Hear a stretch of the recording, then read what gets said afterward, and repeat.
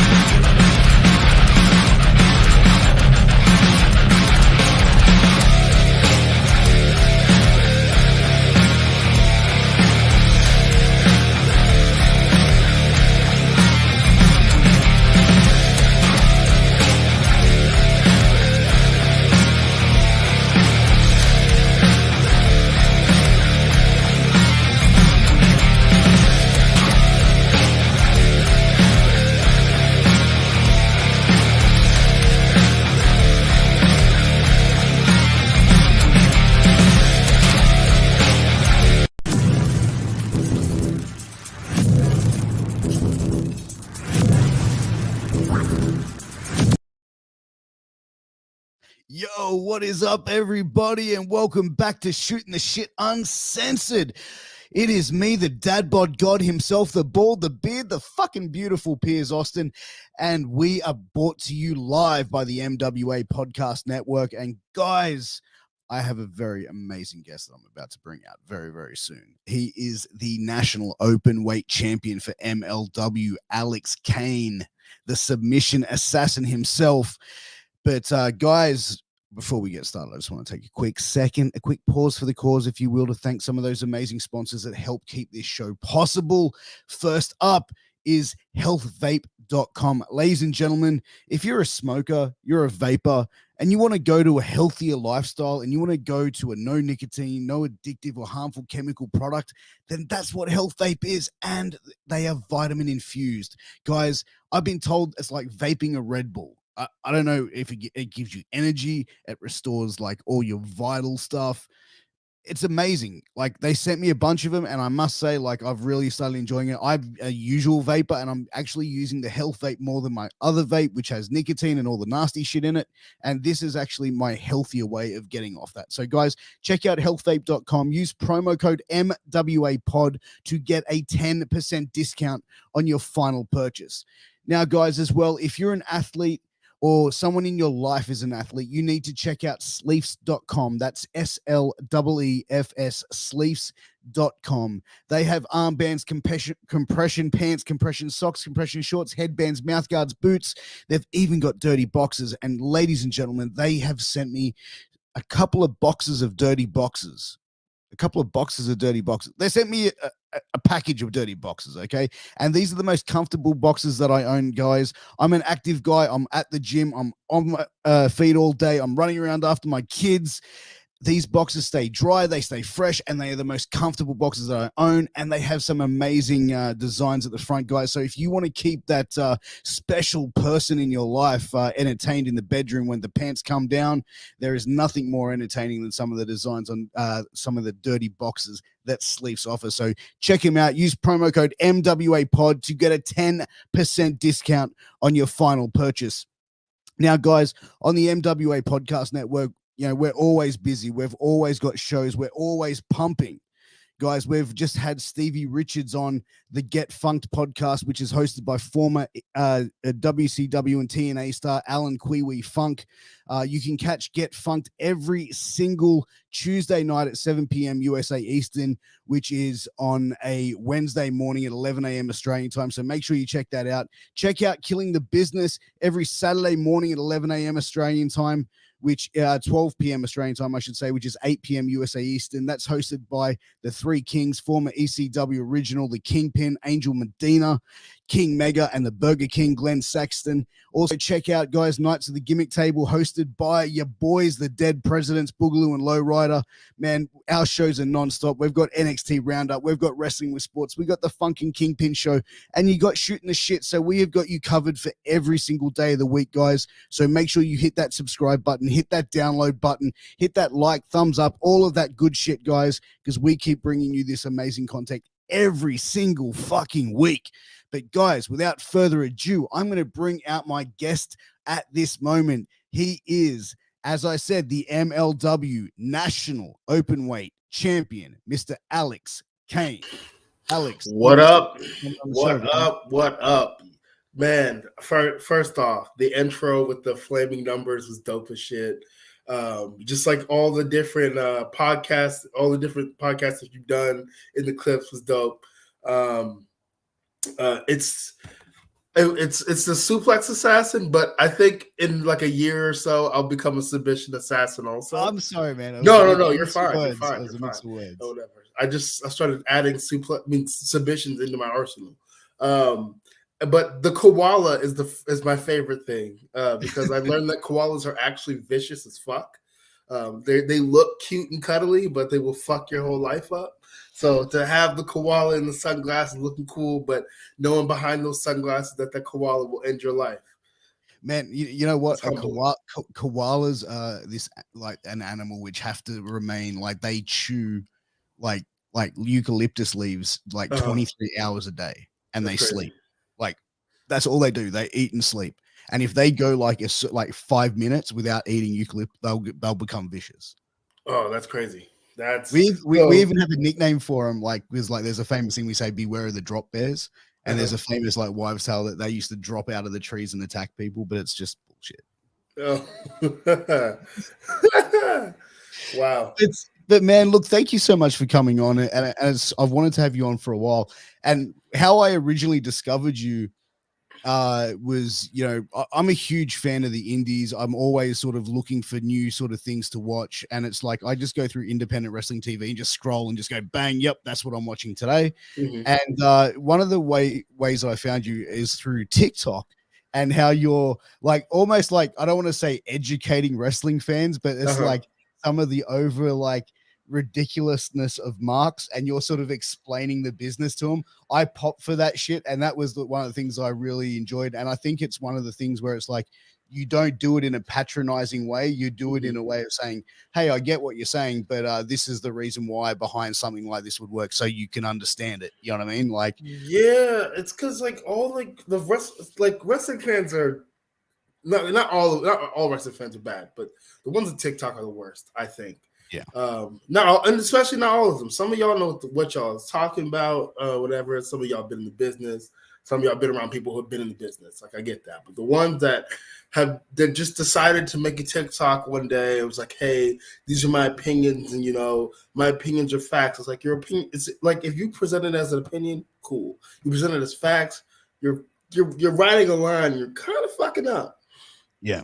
Because like you think that you would book the show better, like, because I was thinking about it the other day, like we all want like our favorite superstar to be booked better or used more, but like with the way that TV works, everybody's not going to be on TV. Your favorite wrestler is not going to be on TV. Just because he was the shit on the fucking independents doesn't mean that he's going to be the shit on TV. Because when it comes to especially like WWE TV, like they're trying to please. It's not just pleasing the superstars. They're trying to appease these investors and what they want. Because I highly believe, I don't know for sure, but I highly believe that what their investors want is more important than what the fans want. So 100%. They're going to give their investors what they want. So you may not see your favorite superstar as WWE champion. And hell, your favorite superstar may not want to be WWE champion. There's a lot of work that goes with being a champion at that high of a level. Like the amount of media they have to do is insane. 100%. And like that's the thing where you see like certain talent where they go up there, they can, you know what I mean? Fans expect it to be the same shit that they saw in the indies or something like that. But there's always going to be like, there's a different style of wrestling. There's the indie style, and then there's like the main TV where you got to work the hard cam, etc. and stuff like that. And it's like, and there's almost like two completely different styles of wrestling. Like it's the same, but different, you know? Yeah. Like I think you can kind of get away with the indie style on AEW because I feel like it's facts. They're more wrestling focused. Yes, they have the sports entertainment aspect in there or the entertainment aspect in there, but they are wrestling focused. With WWE literally has a system. They stopped their they're not really signing like indie talent anymore. They're just signing like D1 athletes because they don't understand like the wrestling business outside of watching WWE. So they can go in there. WWE can teach them how they want them to act or whatever, and then they're just gonna do it WWE's way. But like I have tried to work a WWE style match in the Indies. It does not work because you don't have all the camera cuts and shit. Like their psychology is different from the independents. The independents is its own beast. Yeah. You're not doing that on WWE TV. It's not happening. No, 100%. Vice versa. But it's even like it's funny because so many fans like, and as you said about booking TV as well, like some stars might not be there, but it also comes down to like long time storytelling as well. Mm-hmm. Like fans, WWE is really good at that. They're really good at that. They are, but also as well, like you have to like storylines can change at a drop of a hat, and shows change at a drop of a hat because people get injured. Mm-hmm. Failed drug tests. Yep. You know what I mean? Like all these contributing factors where it's like they could have like 12 months worth of TV planned out for you. Mm-hmm. But then you go out and you break your leg and you're out for 12 months. It's a different ball game, Yeah, they gotta change everything. Like I've just watching like backstage, like on show days, just watching how stressed like the office people look. It's just like, damn, bro. Like I really hope everything just runs smoothly today because y'all motherfuckers look stressed. Oh man, I couldn't imagine. I could not imagine. And then to have somebody who's never done what you do tell you that, oh, it's this easy. Like all you have to do is fix this, and this. Like I was listening to the Freddie Prinze Jr. podcast or a podcast he did with someone. I can't remember who it was. But he was talking about what it was like being a writer for WWE. And he said that shit is brutal because you're pitching ideas every day. And Vince literally comes through with a fucking shotgun like, nope. I like that. Nope. And I mean, I get it. I mean, and like people will be like, oh, Vince doesn't know what he's talking about. The man, if I don't know where wrestling would be today if Vince McMahon didn't take WWE to the heights he took WWE. I don't know if it would be better or worse. I honestly don't know. But you are not going to tell me that there's a person alive today that knows more about wrestling than that man does. Nobody.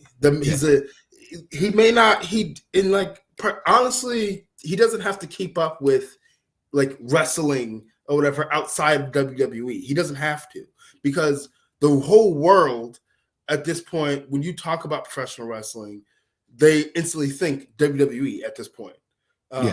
Maybe every young wrestler's goal is always to make it to WWE. Exactly. So like everything else is kind of like secondary to that. I guess in the mind of a casual wrestling fan. So like he doesn't have to stay in touch with wrestling or whatever. He's been doing wrestling his entire life. He understands it. He understands it to a T. But he's going to absolutely do what makes him the most money. Oh, absolutely. He's got people underneath him that are watching these other little things and going, okay, so who's this coming up? Okay, Alex Kane in MLW's coming up to the next level. Okay, let's keep an eye on this kid and see where he goes. Okay, that'd be pretty dope, actually. If someone there is keeping an eye on me, that would be pretty fire. But hey man, but that's the thing, you never know. Like that's like you hear the stories that's what they do. They have their eyes on the ball in a lot of cases as well, man. So, but one of the things I wanted to talk about with you actually I read that you were trained by AR Fox. Is that correct? I am trained by the whole Foxing show, the greatest wrestler alive, in my opinion. Yeah. I think it's actually like criminal that he's not signed somewhere. It is criminal. It is very criminal. Somebody needs to get their life together, get their pocketbook together. He deserves whatever number he asked for, he deserves it, in my opinion. Oh, absolutely. And he's one of those guys that just like when you see him wrestle, like everything he does makes sense. Like he doesn't do things that just like, you know what I mean? Like he'll do spots, but they make sense. Like there's a build to it. There's a sell after it. There's not just like spot. His psychology is so sound, like because I think over the I guess the way he's crafted his style is he uses his body as a weapon, and Like, yeah, you see people dive all the time, but some people just dive for the sake of diving. Maybe they're going to get a cheap pop. But this man literally builds to the spot. He makes it to where most of the time when I see it, he makes it to where the guy makes moves where he thinks, oh, I'm in the clear. I'm in the clear. I got away, I'm going to catch my breath, I'm going to work out some of the soreness. And then here you see Fox. You thought you were safe. Bop. No, you're not. It's the coolest thing ever. He's so fun to watch. He's so fun to watch. How was he as a trainer for you, man? Was he your first trainer in the business? Yeah, he's my first and only trainer because I'm hella picky about who I learn from. Like, I'll do like seminars and stuff, but as far as like going to somebody's school and learning, he's the only person that I'm going to learn from, I think. And the reason is because he's wrestled everybody. Like, everybody that's on TV right now, he's wrestled them. And if he hasn't, he's wrestled somebody like them. And so he's just like this wealth of knowledge. Like, I think he knows everything about wrestling. All he does is consume wrestling. So to have learned from him, like, it's just like, you might be great, but are you better than AR Fox? No, I don't think so. Even if you were better than AR Fox, I wouldn't think you were anyway. But he's so chill. Like, he's so chill. He's super patient. He really, like, especially like my first few weeks there, like, he really took the time to like take me aside and like really like learn about me, like any of my backgrounds were, which was amateur wrestling. And then he would he'd look like through wrestling and like see like, okay, this guy would work. This guy may not be an amateur wrestler, but you can take some from him. And then he just like send me those things or whatever, and I'd study those things. And like, he's always open. I mean, he's always open to questions, but like, if he doesn't have an answer, he's not going to bullshit you and be like, okay, this is what you should do. Like, he'll just be like, I don't know, or whatever, figure it out. And then a lot of times, like, you'll ask him a question and he knows the answer, but he would rather lead you on a path to figure it out for yourself. Because I feel like if he just tells you, okay, you take it, and you may not do anything with it. But if you actually have to take that journey to figure out what it is that you're looking for, I feel like that's far more beneficial. And I think as well, you retain that information as well. You know what I mean? Like, if you go to someone and it's like, you ask someone, oh, how do you do this? Okay, no worries, this is this. Okay, cool. So you figured it out for that moment, and then like a week later or a month later, you need to do it. Oh shit, how do I? You know what I mean? You're like, yeah, unless you have that photographic memory, but most people will, unless they learn it that way, you have that better chance of retaining. And then he has he's had so much success with like just people he's trained, like maybe indirectly, or people are like me, Theory, and Ruff or whatever, who all got signed in like a short amount of time. I don't know. He can have a dude ready in 6 months. He can have a dude ready to have like a psychology sound match. Not like perfect, but like ahead of some people who've been doing it for years in 6 months. Because he doesn't waste your time. He gets right to it. He told us like the hardest thing about wrestling is all the little things. It's all the little like trying to find the camera, working the hard cam, knowing who you are, knowing how to present yourself. But like all the physical stuff, it sucks. It's hard on your body. But if you're willing to learn it, and especially if you have an athletic background, it makes life way easier. And that kind of goes back to WWE signing D1 athletes because they're already coachable. Like teaching someone wrestling isn't difficult as long as they're willing to learn or they want to learn it. And have a previous past of a discipline, like you know what I mean, like as a sport, diet, being in shape, being in the gym at certain time, what I mean, being at practice, training, all that sort of stuff, and that's all the stuff that goes into it. And I think as well, even when they look at getting talent like that as well, they look at how's this person on social media? Are they marketable? Are they able to get to this? We can teach them the wrestling and all that sort of stuff and how to have WWE matches. And another thing is like people forget about marketability. Like not everybody who you think is cool is marketable. And not everybody you think is not cool isn't marketable. It's all about where they're trying to like steer that person's character and steer that person's merchandise or whatever to go. Like it's not just about like how good of a wrestler you are. Like I remember doing like Regal seminars, and this man straight up said, in like WWE, nobody gives a fuck how good you are. Like it doesn't matter. It doesn't matter how good you are, because being good there is like, okay, it's like having a bachelor's degree for some places. It's like, okay, everybody has that. What else do you have? Because like I think of like those like AEW and WWE is like it's like the NFL in a sense. Like 100%. Like it's all the best.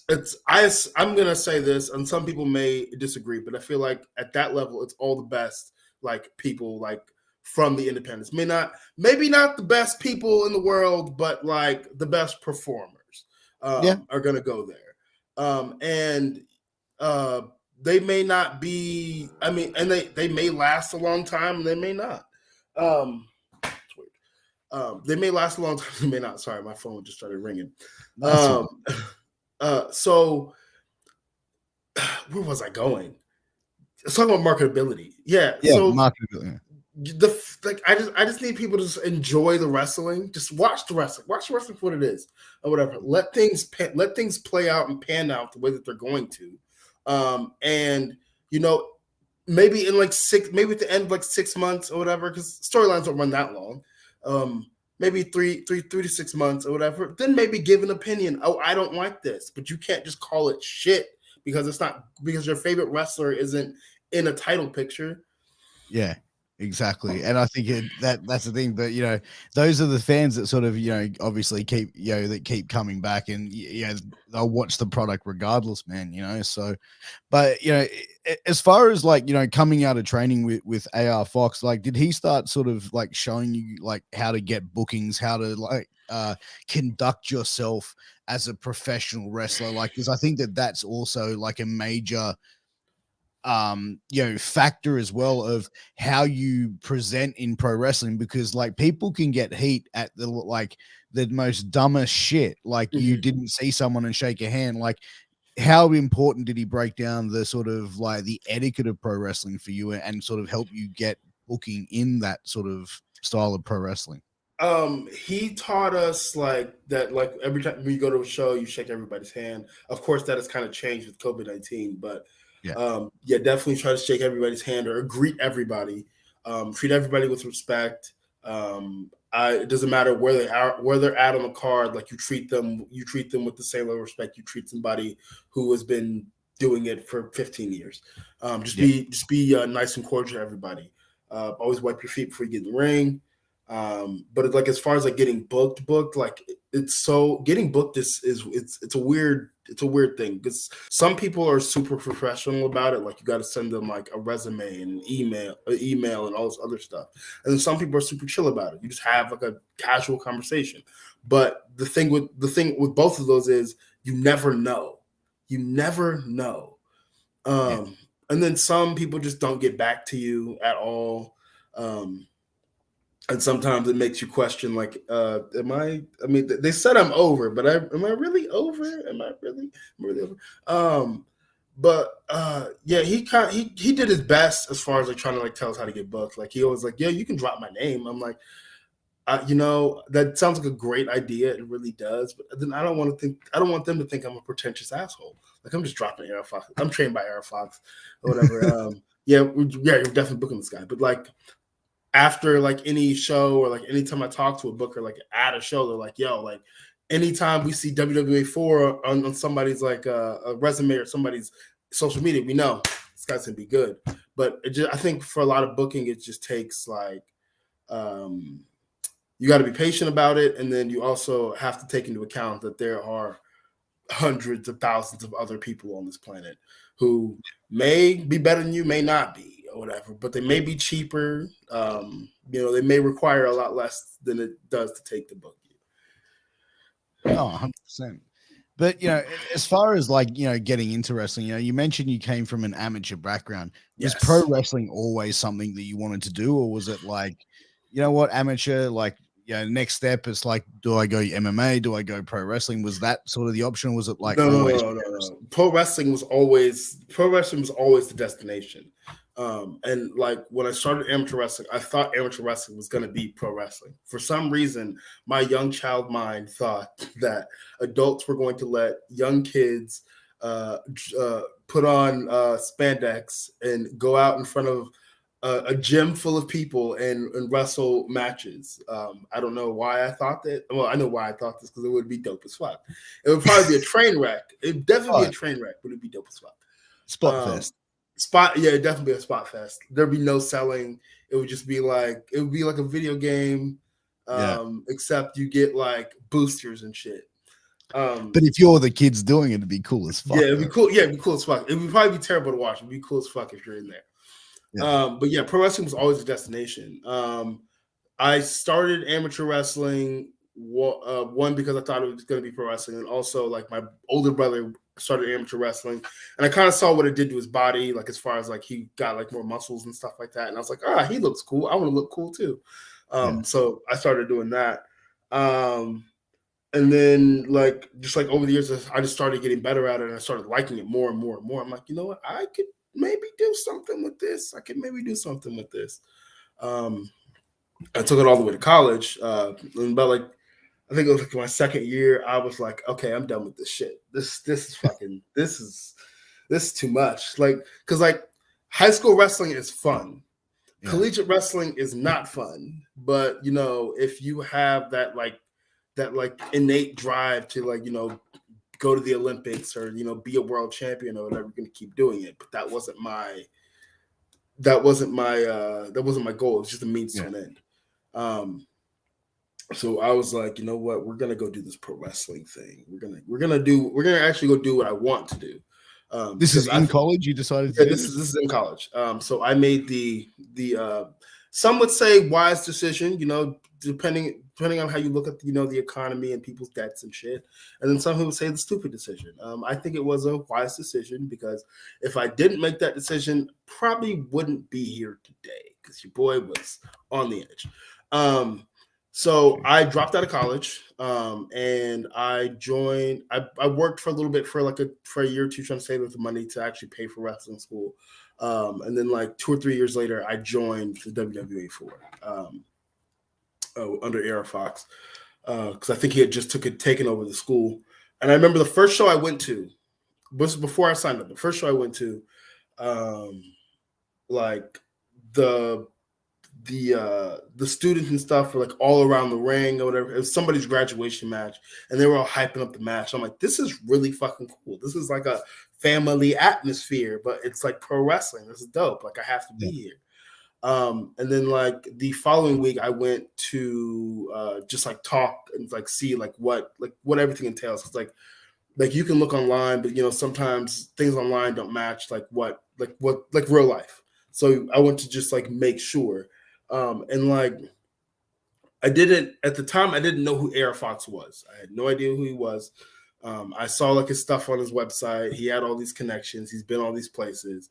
But the minute I saw this man, I literally got like goosebumps.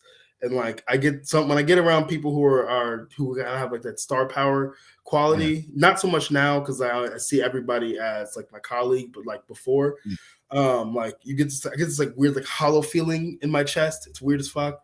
It's a good feeling, but it's a hollow feeling. Was it like did you feel intimidated by him, or was it just more like yeah, a little bit, because he was. I mean, when I go back and look at like matches like now, like he wasn't that big, but like looking at him at that time, he looked fucking huge to me.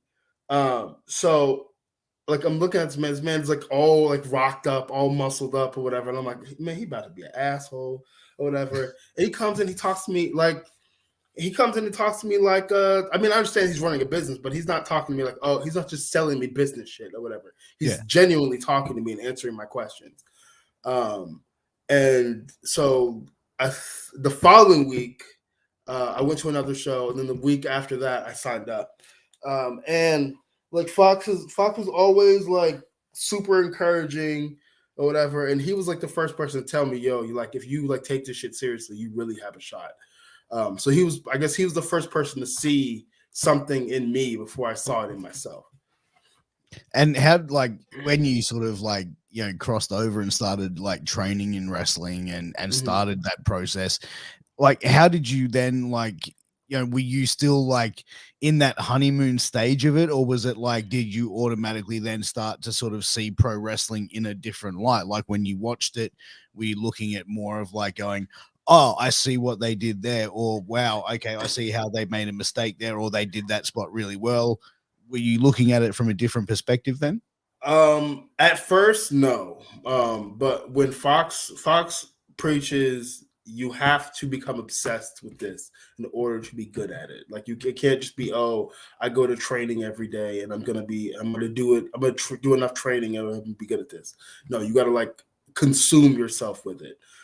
So when I just started like just watching wrestling, not watching wrestling to like try to find like moves or trying to figure out a style, but just like watching it to watch it, because the more wrestling you watch, the easier putting a match together becomes, because you understand the psychology, and also like you understand like it does, like things can be moved around, like things are interchangeable.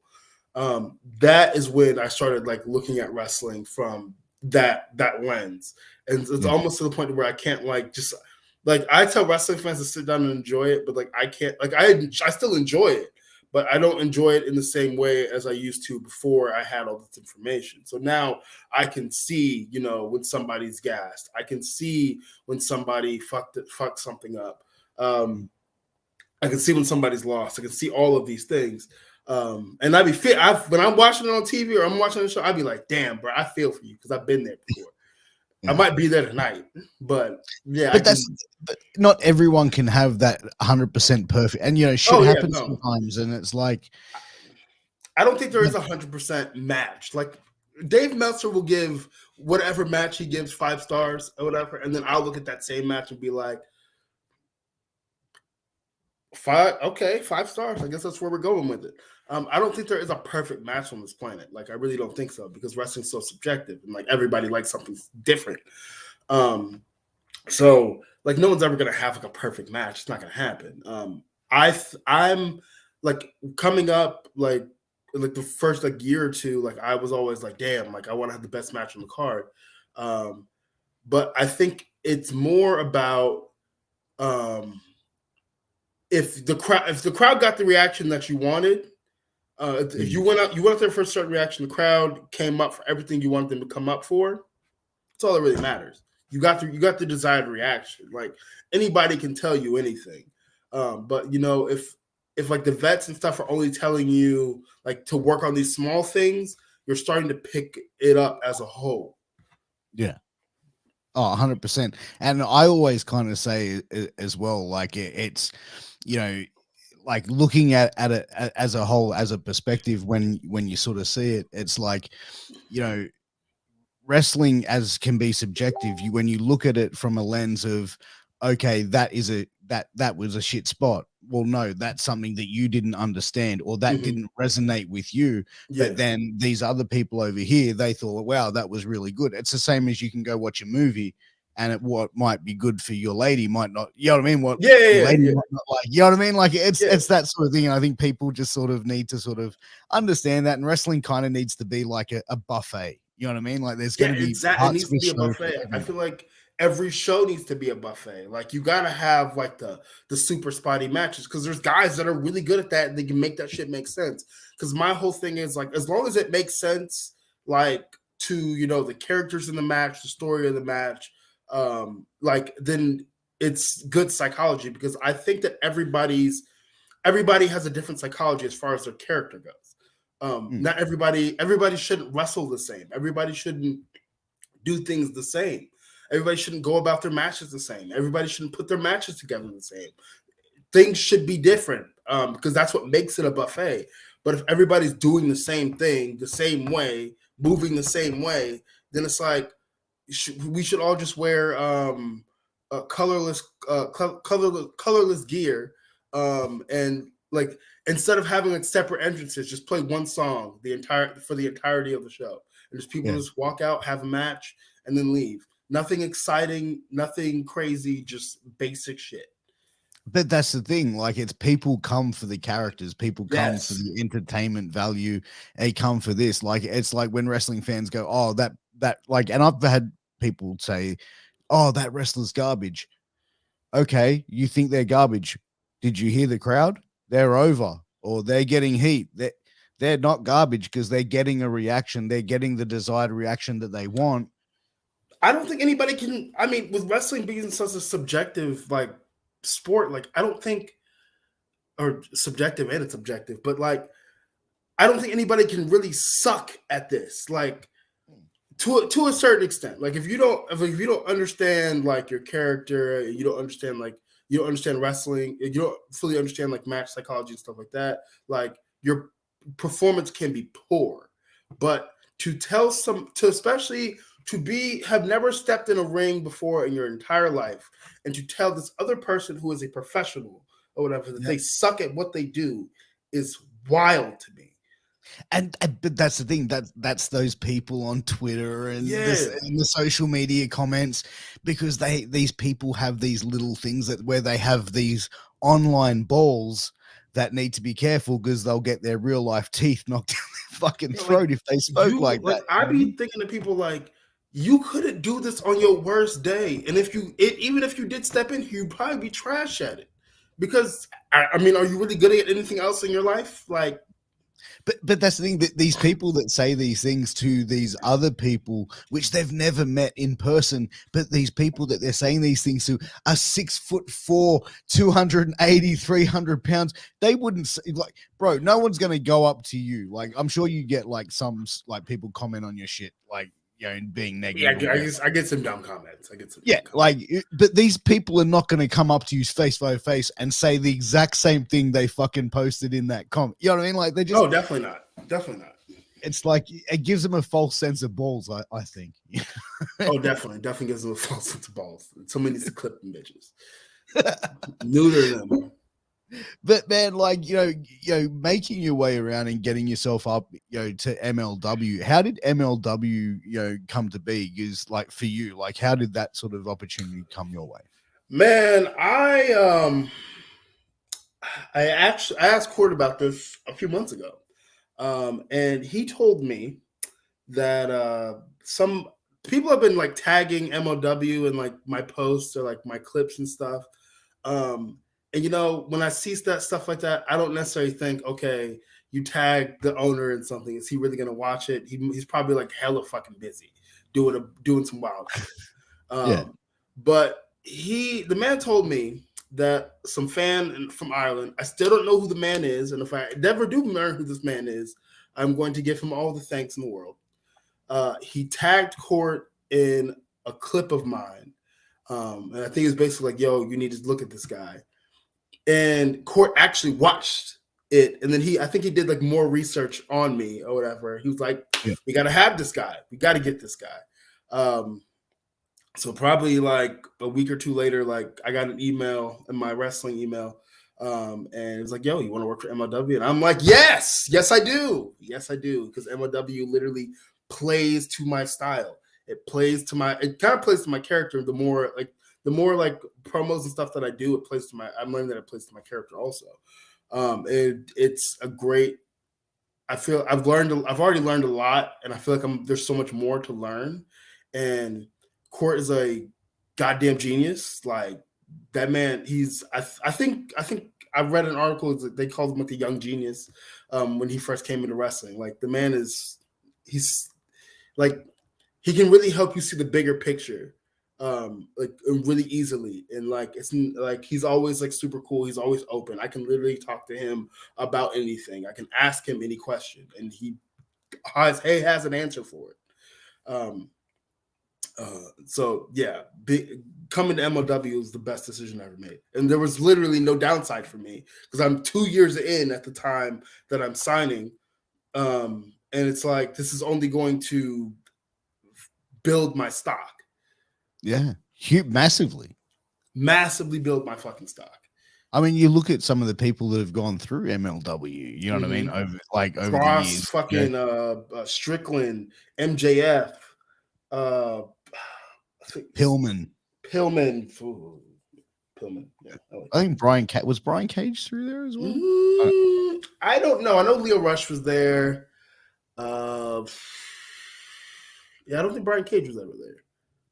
I don't think so. Yeah, I'm not sure, but still, man, like MLW was like has pretty much gone from like an indie 20 years ago to then taking a brief hiatus, coming back, and being like a solid promotion with some amazing talent. You know, like you yourself, you've had an opportunity to wrestle Filthy Tommy Lawler as well. Man, I literally wrestled him like 3 months before I got signed, and like I don't know if it was like divine intervention or whatever that I wrestled him, and I feel like I earned his respect that day. I really feel like I earned his respect that day. He's a really cool guy. Was he a stiff worker? No, you know that's the crazy thing, and I talk to people who have like legitimate like MMA backgrounds, like fucking like Matt Mikowski and shit, like. And these guys could legitimately kill you. They could kill you. Tom could kill me. Matt could kill me, or whatever. Like they've been busting people's heads for the longest. At a high level. Those are the guys. At a high level. Those are the guys that it's there, but it's not like they're not trying to like end your fucking life. They're working with you. They're working with you. They understand the work. Yeah, they understand the work. It's the guys that have no like mixed martial arts background, but they see kick pads one day and they're like, "Oh, that looks cool. That would look great for whatever gimmick I'm trying to put together." And they're just smoking the fuck out of you. And I'm over here like, "Okay, look, you ain't got to hit nobody this damn hard." Or whatever. There is no amount of hard hitting that you are going to do that is going to translate to these fans that you are that you're strong. Like no one gives a shit. Nobody really cares. There's no amount. All you need is some sound. That's it. Some sound and you're good. Motherfuckers be trying to just like if I wanted to be hit like this, I would have went to MMA. I would have went to boxing. Yeah, but I didn't. So you can pull back on the strikes just a little bit, because I don't need it. I need it to hurt. I need to feel. I like to feel it. I have no problem being hit. I like to feel it. I'd rather let it be stiff, but not like let it be stiff, but not over fucking board, bro. Because then I got you smoke me, and I got to smoke you, and now we just smoking each other back and forth, and no one's working with each other. It becomes a shoot at that stage. Then it becomes a shoot, and I'm a win. Have you ever had that sort of come close in the ring before with you? No, like someone sort of just nobody's been that stupid. Nobody's been that stupid. Not yet. I hope that nobody ever decides to be that stupid. I kind of feel like that's the most dumbest thing that could happen. Like if two guys start shooting in the ring, because like if one of them throws a shoot punch and knocks the guy out cold, and the guy gets to the thing, you've just fucked the whole show. Yep. It's like no one can then go out and throw a working punch. Nope. Not at all. That's why I hate when people throw punches and then like people like I kind like I like the strike off spots or whatever. They're cool, but to an extent they're kind of stupid because like you may not be punching, you might be forearming each other, but like if you're doing it and you're just staying straight up or whatever, like to a point, like toward like the end of the spot or whatever, you get the adrenaline pumping and you're just fucking going, like it doesn't hurt. But in the first few like big strikes or whatever, you have to sell that shit. You have to sell that shit. You have to sell it. You got to acknowledge it. You got to do something. It can't just be, oh, I got hit in the face. I'm just going to act like I didn't get hit in the face. Like, that's cool. That's cool. We're just going to strong style it. No. But even then, like I said, that I think selling to a certain point, and it comes with a lot of wrestling. It's it's a lost art form as well. You know what I mean? Like selling is people don't understand. Selling is the way Rico kind of put it is like you want to try to you want to like you don't necessarily need to have a competition in the ring with your opponent on like who can do the coolest spot. Y'all need to be having a competition in the ring to see who can sell each other shit the best. Because like I ask people like how do you want me to sell this? Like you want me to sell this like mad crazy, or you want me to like tone it down a little bit or whatever? Because we're creating this performance and we want it to be the coolest performance that they're ever gonna see, or that that they see it for the night. And I like when I'm on a card, I want my match to be different from everybody else's match. So if my approach to selling is I try to do it as realistically as possible. So when you see me go, probably.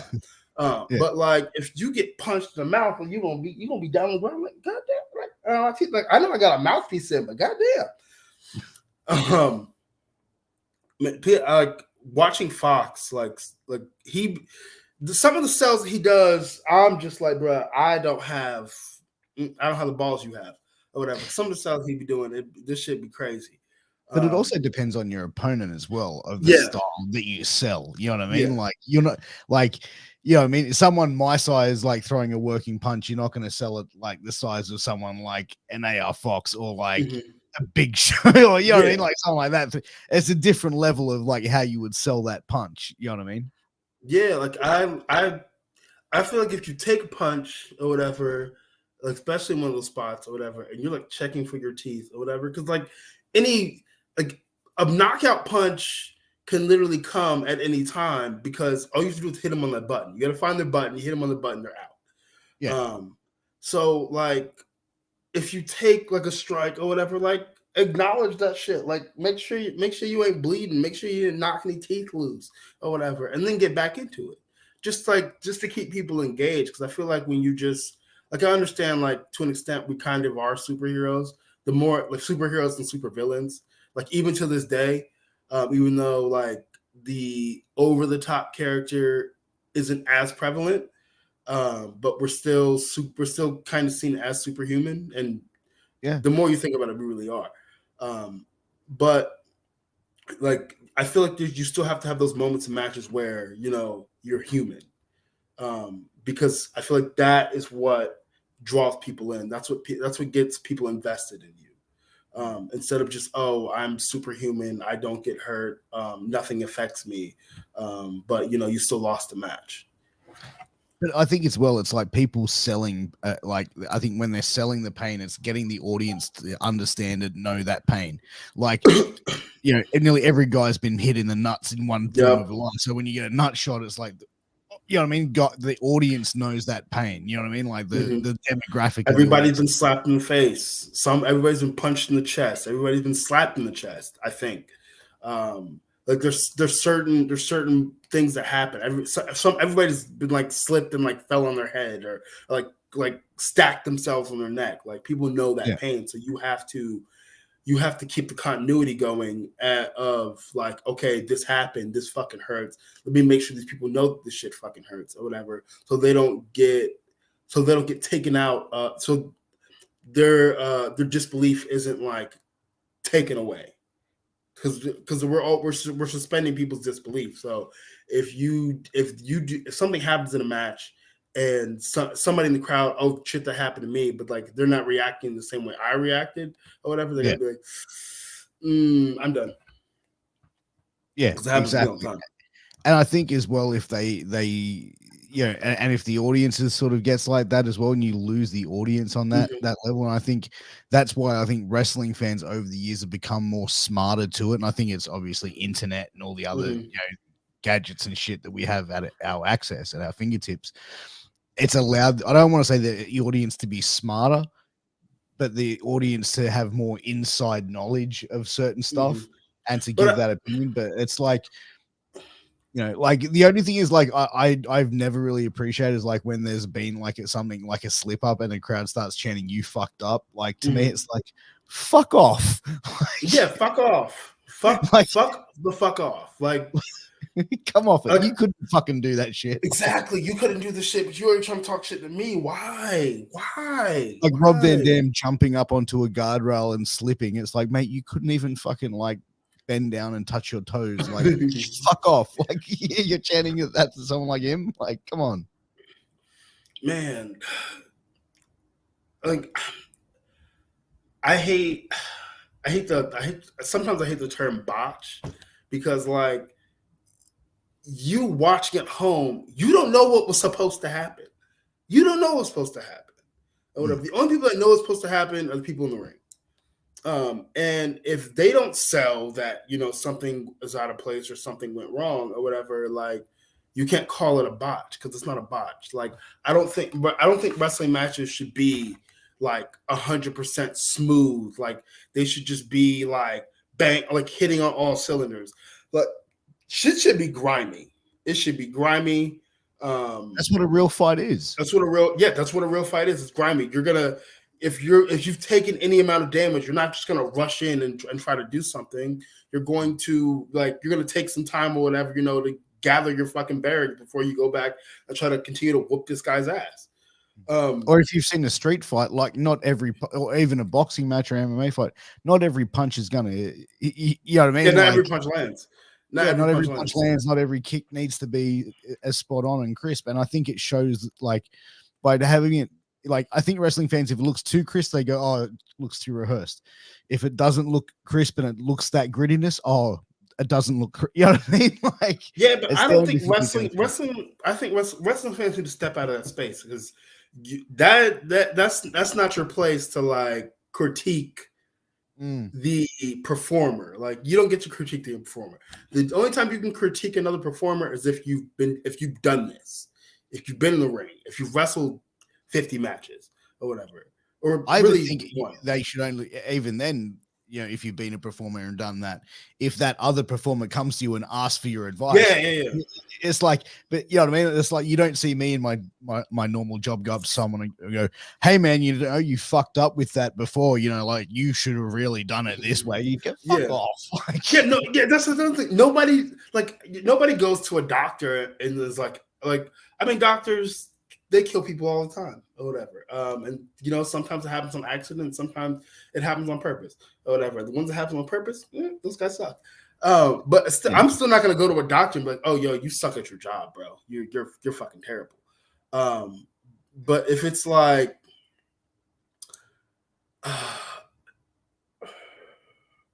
it's like you don't see fans going to like the Subway sandwich shop and go, "Yeah, you didn't put salt and pepper on it. You fucked up." Bro, actually, no. You know what? You have Karens. I don't know if you guys have Karens in Australia, but you have Karens in America. And though, you know what? That's what some wrestling fans are. They're a bunch of fucking Karens. They're a bunch of fucking Karens. They're a bunch of Karens. It all makes sense now. Well said.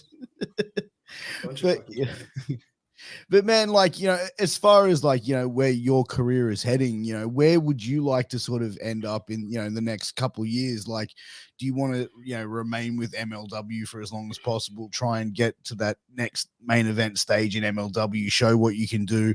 I know you've just, the last month become the National Openweight Champion, which is a relatively new championship for MLW. Yeah, I'm the second person to hold it. That's crazy. So you just beat. So you just beat was Alex Hammerstone? He was the so I didn't have to beat Hammerstone for it. Hammerstone relinquished it because he was like, "I don't need this anymore. I got the big belt. Let me give somebody else the same opportunity that I had or whatever to elevate themselves." So he vacated the championship, and for instead of doing like a tournament or something, they were like, "Yo, let's do the coolest thing we could possibly do. Let's do a ladder match." So that's how that was decided. That was a lot. Was that your first ladder match? That was my very first ladder match ever. And I always used to say, like, before I got signed, I was like, you know what? The only time I do any of these crazy ass matches is when someone's paying me crazy ass match money. And they're paying me crazy ass match money. So I'm gonna do some crazy ass shit. But yeah, that was my very first ladder match. That's a smart way to look at it, though. You know what I mean? Like, some people go out and just do that for like next to nothing, but you're going out there and getting paid at a high level to do it, so you'll go and turn it up a notch. And I get that. I respect that. But how are you feeling going into that match? Because like being a first like ladder match, you going over for that title, did you put a lot of expectation on yourself going into that match? Man, no, I tried not to. I just wanted to go out. I just wanted to go in there and just have like the best time I possibly could. I think the only like worry that I had was like if the ladder like just watching like some ladder matches or whatever, and watching dudes like climbing up this damn ladder, and it's not even someone else pushes it. It's just like it's just rocks the wrong way, and then they fall all the way to the ground. And if you watch the show, like there's some padding out there, but there's not a whole lot. Like there's padding and then there's concrete, and like you don't know if you're gonna go far enough to hit some concrete, or you're gonna go short enough to hit the fucking padding. Yeah. Because that'd be a nasty fall. But I was more just excited. I was excited to win the belt, but I was more excited for the performance and all the people that I was in there with. To have that moment with them in Philly, and to be hated the way that I'm hated in Philly made it that much better. Like when I pulled the belt down and I'm sitting on the ladder like this, and like I really fucking did that shit, and all you hear is boo. That, like, most people want to be cheered in those moments, but those boos, like, as how deep and robust the boos were, was the best feeling ever. Man, and you know what? But that's the thing. That was the desired result, and going on there to win the match and take that championship home, man. But as far as your career, man, where do you want to see yourself go in the next couple of years? Man,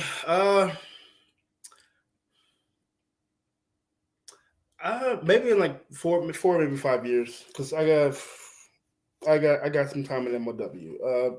But maybe like 4, maybe 5 years. Like if like a AEW deal's on the table, I'd definitely take it. Or if a WWE deal's on the table, I'll probably take it. But I mean, outside of those two, if those two deals are on the table, I will gladly stay with MLW. Gladly stay with MLW. I mean, I think as well with MLW, it gives you like, I think the MLW you have a little bit more freedom as well to go and work with other promotions. Like I have the freedom. I have the freedom. Like I can do as many indie dates as I want. And like when I'm doing these promos, and like if I feel like, sometimes you're having a passionate conversation and a curse word slips. Like, and I mean, I literally ask every time we do promos, especially stuff like backstage, or if I have to do something out in front of the crowd, like, can I curse? And they'll be like, yeah, you can curse or whatever. We're either if it's too bad, we'll bleep it out. But sometimes you just feel it, and you gotta say what you gotta say. And if I did that shit, well, no, I think AEW they curse a little bit, but if I did shit in WWE, they'd be like, no, you can't do that. This is a PG show. Yeah, exactly. It's like, but mind you, NXT, they've started to sort of push that barrier, I think. Yeah, they're going what is it? 80? I think they're going like 80s style over there. Oof. Yeah, it's a kind of an interesting thing, man. Like I know a couple of guys and girls from Australia that are over there now, and it's like they're getting opportunities, but it's like, it's still like how NXT has changed. It's gone from being like WWE. It went from being this like underground, gritty, like brand of like people like getting opportunities and like coming up and really finding themselves, to old, I don't know, like, I mean, okay, I'll just say this. With NXT 2.0 being the way that it is now, and seeing where they're trying to go with it, I hope that it makes as many stars, like it makes some of these people into the stars that like Cena and Brock and Orton and Batista were, or whatever, because that's essentially what they're trying to do. They're trying to recreate that class, but on a mass scale. So hopefully that shit works out, because if it does not, this is gonna bite them in the ass.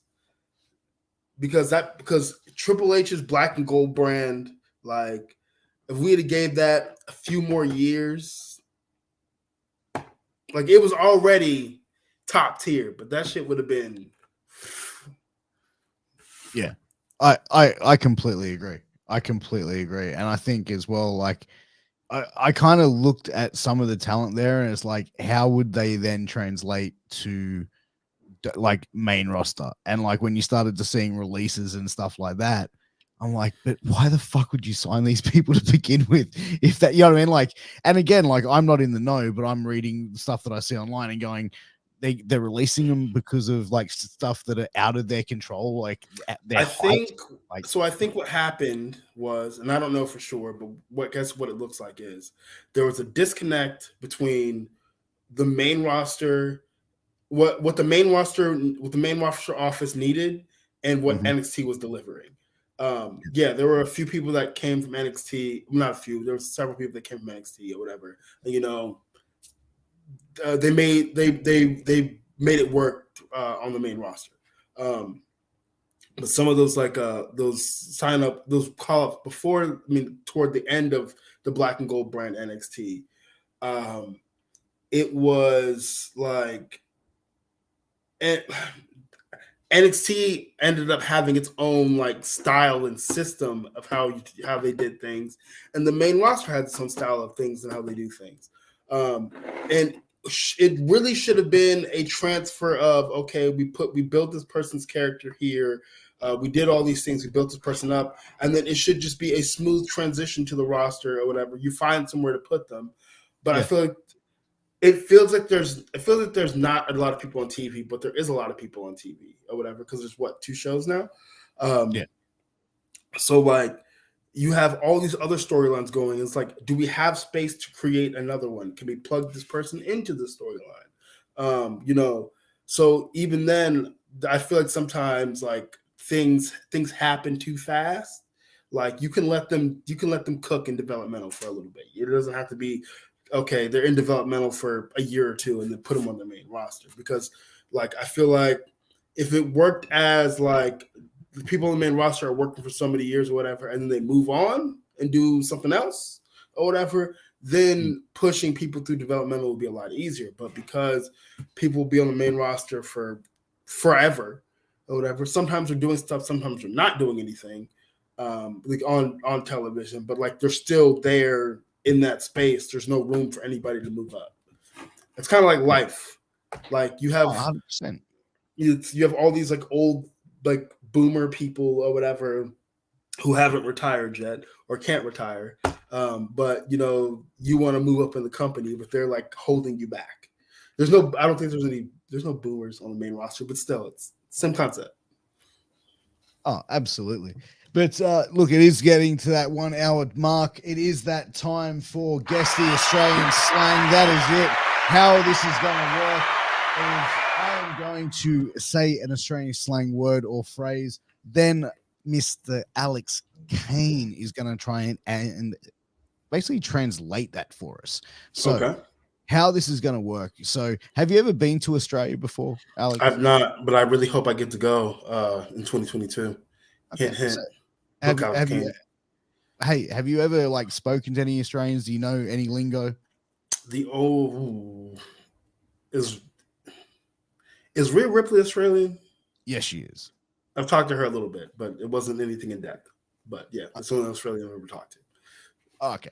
All right. Well, look, we'll get started and we'll go. I'll put a word, like the word in a sentence, and you tell me what it means. Okay. Okay. All right. Hey, mate, would you like some avo on your sandwich?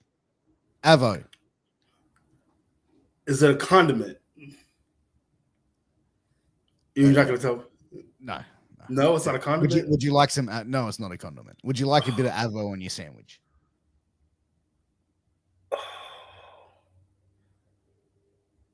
Man, what? Avo on your sandwich? Yeah, you want a bit of avo on that? It's not a condiment, but it sounds like a condiment. It's avocado. Oh, man. Wow. Okay. All right. So this is what we're doing. All right. Let's go. Yeah. Next one. Okay. Chocky Bicky. Would you like a Chocky Bicky? Man, a Chucky Bicky. Can I fancy you a Chocky Bicky? Y'all got some hard ass fucking slang, man. Damn. Chucky Bicky. Is it food? Yeah, it's food. A Chocky Bicky.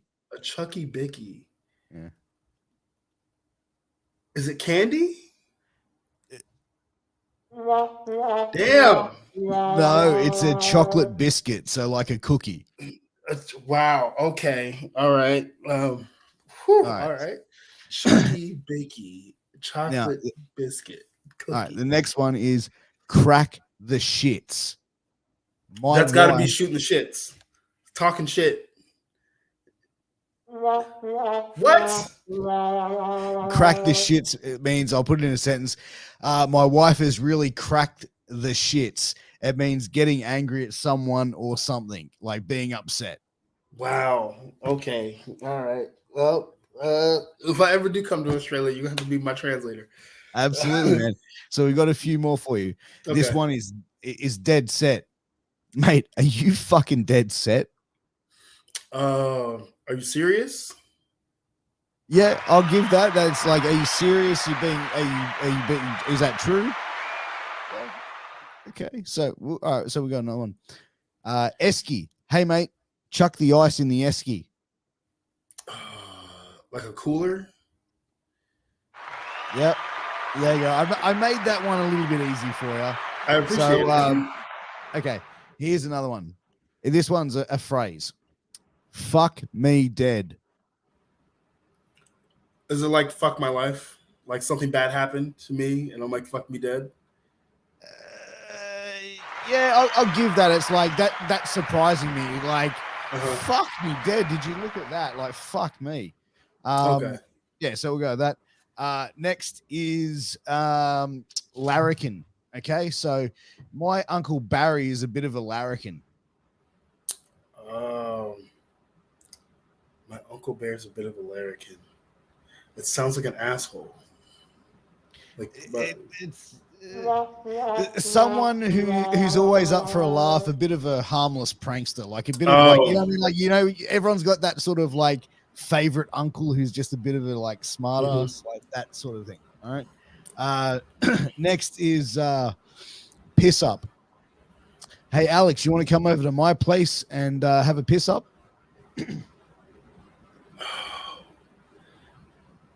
Is it? I feel like it's like I feel like it has to do with drinking. Yeah, Yes. A piss up is like a party, a get together in Australia. Most social occasions, you know, I could ring you up and say, mate, let's come over. Let's have a piss up. Let's get on the piss. Let's drink some piss. Yeah, like my international American friends, I say, hey man, you want to come over and drink piss? They're like, no, thank you. Yeah, that sounds like a terrible time. I'm not into that. Yeah. That's one. All right. So next is Struth. Struth. What the fuck happened there? Struth. What the fuck happened there? Struth. Is it almost like Struth? What the fuck happened there? Like, it's almost like saying like we, I guess in America we say like, Jesus, what the fuck, like something like that. Yeah, like it's a thing of surprise. So it's more like, oh, Struth. You know. Okay, so I've got a couple more. These ones are going to be multiple choice. Okay, so all right, so not multiple choice, but there's going to be multiple in there. So the first one is there's going to be words. It's going to be servo, bottle-o, Maccas. Okay, so servo, bottle-o, Maccas. Hey, Alex, I need you to swing past the servo and get some cigarettes, then go past the bottle-o and pick up a slab of beer, and then swing past Macca's and pick up a couple of things to eat. So we'll start with servo. Servo. I want to say that's like a gas station. Yep, there you go. It's a service station, petrol station. Okay, so the next one was bottle-o. And I kind of gave it away a little bit in there, I think. You said a slab of... Did he say beer? Or did he say beef? If it was beer, then it's got to be like the liquor store. But if you said... Oh, nice. Yeah. Nice. It was a bottle-o is a liquor store. And the last one was Macca's. Macca's.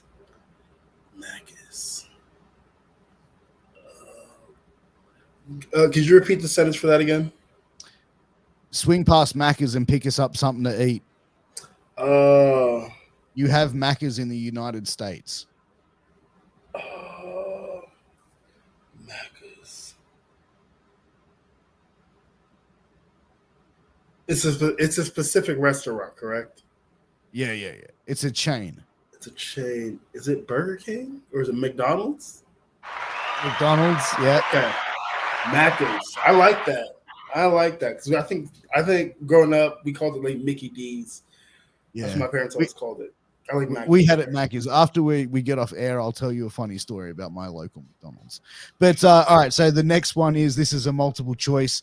So this is going to be Franger, Old Fella, Sheila, Root. Franger, Old Fella, Sheila, Root. Okay. All right. Hey, Alex, you got a spare Franger from the Old Fella? I just picked up the Sheila and she's keen for a Root. Oh. Is a Franger, is it a condom? Yeah. Yeah, that's it. Yep. Old Fella. I want to say it's like your friend, maybe? Damn. It's my dick. Oh, it's your It's dick. a Franger for my old fella. Oh. Okay, so Sheila. I guess Sheila's vagina? It's a woman. A woman, okay. All right. And the last one is Root. Root, bedroom? Yeah, that's where it's headed. But that has been Guess the Aussie Slang. And Alex, thank you so much for coming on the show. I've really enjoyed talking to you, and I definitely feel like I think that we could have spoken for another couple of hours. Really, Man, if I come on here again, we have to start off with the Aussie slang. I was starting to get into it. Yeah, I can do a couple more for you if you want. Yes, let's do a couple more, please. All right, okay, I can do a couple more of this. Hey, Alex, pass me a tinny. A tinny. Pass me a tinny. A cup? A drink? A beer. Like a beer. Man, that's what I thought. That's what I was thinking about. Back of my mind, it's a beer. It's got to be a beer. It can't be this complicated. It's got to be a beer. Okay, so next one is mongrel. Fucking hell, mate. That guy can be a bit of a mongrel, eh? A tyrant, an asshole. Yeah. A bit of a dickhead. Like anything you like, yeah. I'm feeling like to use that one. Yeah, okay, I'll get another one for you. Budgie smuggler. Shit, my dad's at my house and he's at my pool and he's in his budgie smuggler again. Oh, you say he's in his is that like a Speedo? Yeah, that's it. Oh wow. Yeah, they call it a budgie smuggler because once you're wet and you get out of the water, it looks like you smug. Anyway, I know what you're saying. Yeah, you get what you're saying. That. Okay, so we got a couple more for you that we can go. No wuckers, mate. No wuckers. No wuckers. No wuckers, mate. No wuckers.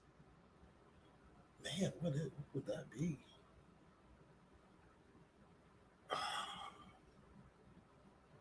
I don't know. I can't think of that one. It's an Australian version to say no worries, but when you mix no fucking worries, no wuckers. No wuckers. I like that. No fucking worries, mate.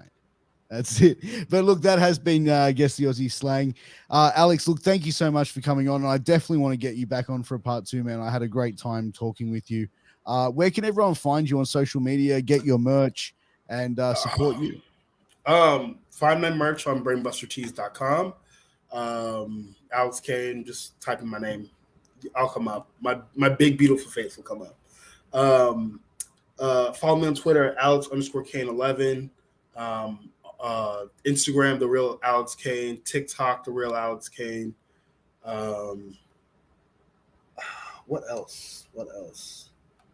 That is it. I'll be on Pro Wrestling Tees for a little bit longer. So yeah, find me on there, Alex Kane. Again, buy my merchandise. And I need my merchandise all over Australia. There you go, guys. Make sure you head out there, support Alex. Check him out on MLW Fusion, the MLW National Openweight Champion. And Alex is definitely going to be a guy to keep an eye out on the wrestling scene for a long time to come. So make sure you go follow, subscribe to all of your social medias. And guys, I'm Piers Austin. This is Alex Kane. Until next time, we'll see you again very soon. Till then, peace. Peace.